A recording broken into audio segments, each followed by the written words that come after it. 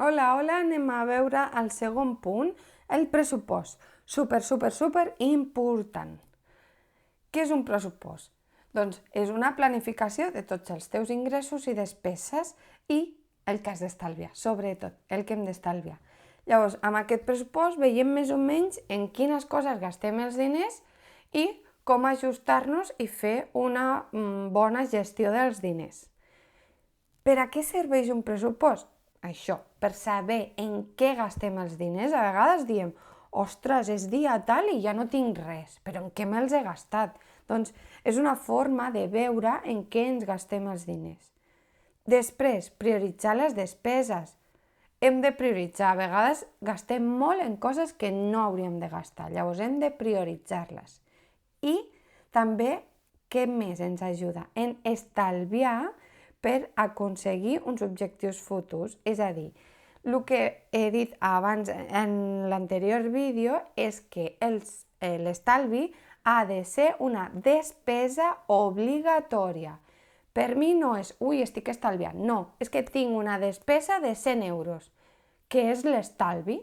Com a concepte és l'estalvi, però per mi és una despesa i sí o sí ha d'anar a un altre compte o com sigui per poder-les estalviar.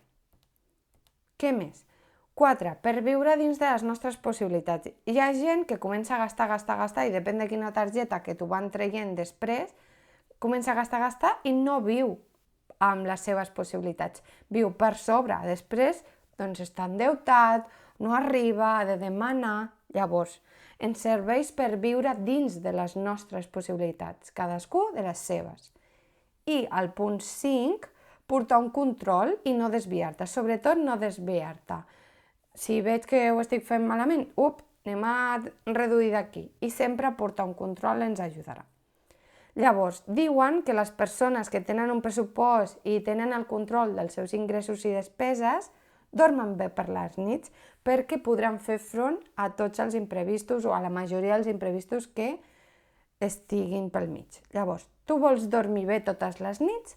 A què sí? Doncs anem a elaborar un pressupost. Quins passos hem de fer per elaborar un pressupost? Primer, identificar els ingressos i les despeses. Ara mateix, la majoria de vosaltres no teniu ingressos, però agafeu el pare, la mare. Mare, pare, quins ingressos tens? Llavors, ingressos i despeses. Aquestes despeses que hem localitzat, hem identificat, què farem? Prioritzar-les amb el pòdium, les prioritzarem. Tercer, fixarem l'estalvi com una despesa obligatòria, serà la primera, és sempre fixa, obligatòria, no la podem descuidar mai. Després seguirem el pressupost, farem un seguiment i el revisarem i farem ajustos i tot això torna a començar. Això és un pressupost que heu d'anar fent mensual, cadascú s'organitza com vol. Jo, per exemple, el faig mensualment. Anem a desglossar pas a pas. Bé, identificar despeses i ingressos. Els hem d'identificar tots. Ingressos, salaris, pot ser o pensions, o pot ser interessos de comptes bancaris, o lloguers que et paguen per un pis que tens, o treballs extras, o altres ingressos, el que sigui. I en les despeses pot ser per l'habitatge, per la compra, per subministraments, per la cura personal, pagament d'impostos, per vacances, deutes, educació, transport, oci, regals, tot el que sigui, tot el que et vingui al cap que sigui una despesa, que hi ha moltíssimes, però sempre les hem d'identificar totes. Quan tenim aquestes despeses identificades, anem a posar-les al pòdium. Primer són les despeses fixes obligatòries, que dins d'aquí, que ara ho veurem, estarà l'estalvi. Després, en segona posició, despeses variables necessàries. Què vol dir? Variables, aquí posa variables, però no, variables. Són necessàries aquestes despeses, però poden variar. Llavors nosaltres les farem variant, depèn de què. Doncs depèn de si anem més justos o més amples, llavors les ajustarem. I aquestes són despeses discrecionals, és a dir, són prescindibles. podem viure sense elles. Si tenim una vida econòmica molt, molt justa, no fa falta. Ens agradaria, sí, per suposat, però al gym no fa falta, o sigui, podem viure. Que sí, que ens ajuda a tenir una salut, però podem viure sense anar al gym, val? Llavors estaríem per aquí. Anem a veure cadascuna desglossada. Les fixes obligatòries, quines són? Solen mantenir-se mes a mes, o cada 2 mesos, o cada 3 mesos, val? Però que no es poden deixar de pagar i sempre tenen aquesta regularitat. Quina és? Doncs el lloguer o la hipoteca de la casa, val? Totes aquestes, o les assegurances de la llar. Doncs tot això de l'habitatge és fixa i no la podem deixar de pagar perquè ens treuen la casa. Després, altres assegurances, com l'assegurança de vida, de cotxe, hi ha moltes assegurances, o la de salut, doncs totes aquestes assegurances que tampoc les pots deixar de pagar. La de salut, per exemple, la pots deixar de pagar i anar al públic, però la del cotxe l'has de pagar sí o sí si vols posar el cotxe per el carrer. La de vida, bueno, és opcional, però doncs no es poden deixar de pagar. Després, altres deutes i despeses amb el banc. Això és si tens préstecs. Si tu tens préstecs, no pots dir, escolta, que avui no pagaré el préstec. No, llavors és fixa obligatòria. I els impostos, el mateix. Impost de circulació, d'habitatge, tots els impostos que tenim, de brossa, etc., les hem de pagar sí o sí. Doncs això són les fixes i les que hem de tenir en compte que primer hem de cobrir això. I si cobrim això i ja no tenim més, doncs no es pot pagar res més. Llavors, quines serien les següents? El menjar. El menjar perquè està aquí no és fixa obligatòria, ben direu. El hem de menjar sí o sí. Sí o sí. Però pots menjar un solomillo o pots menjar arròs cada dia o pasta. Llavors, depenent de la teva economia, menjaràs una sèrie de coses o unes altres. Llavors pots ajustar-te, val?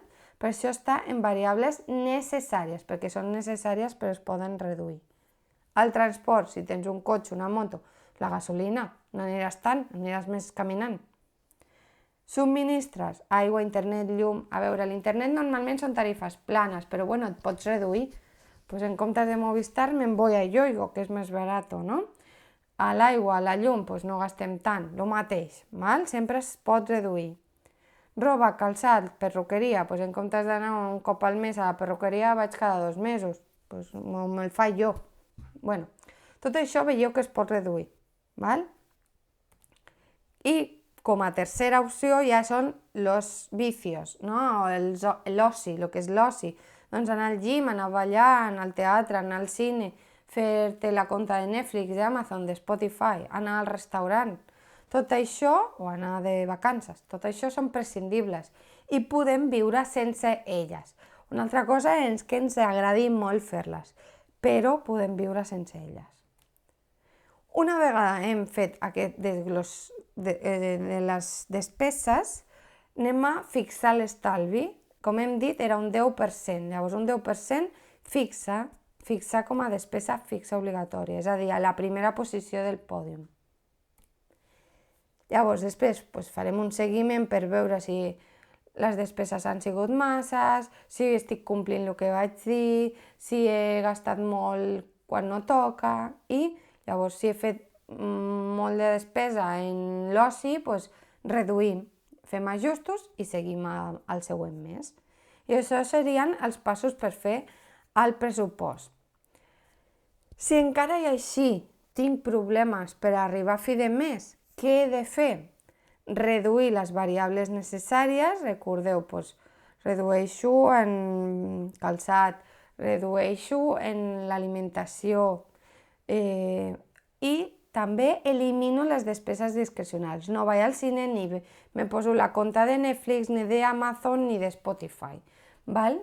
Tot això seria el que hem de fer si no arribem a fi de mes. Doncs fins aquí el que és el pressupost personal. Ens veiem al pròxim. Adeu!